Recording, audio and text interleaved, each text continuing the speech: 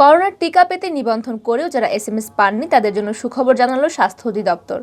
এখন থেকে কেন্দ্রে গেলে দেওয়া হবে টিকা, লাগবে না কোনো এসএমএস।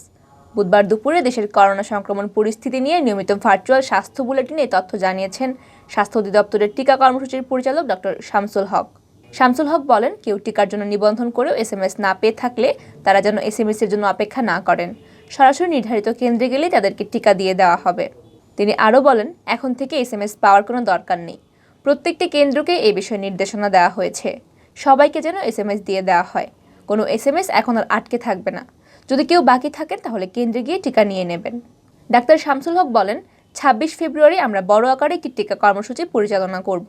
ওই দিন যদি ১ কোটিরও অধিক মানুষ প্রথম ডোজ নিতে আসে সেটিও আমরা দেব। আমাদের সেরকম প্রস্তুতি রয়েছে। ২৬ ফেব্রুয়ারির পর প্রথম ডোজের টিকা কার্যক্রম বন্ধ রাখা হবে। এরপর দ্বিতীয় ও বুস্টার ডোজের কার্যক্রম অব্যাহত থাকবে, কারণ দ্বিতীয় ডোজ ও বুস্টার ডোজও একটি বড় টার্গেট, এটিও আমাদের পূরণ করতে হবে।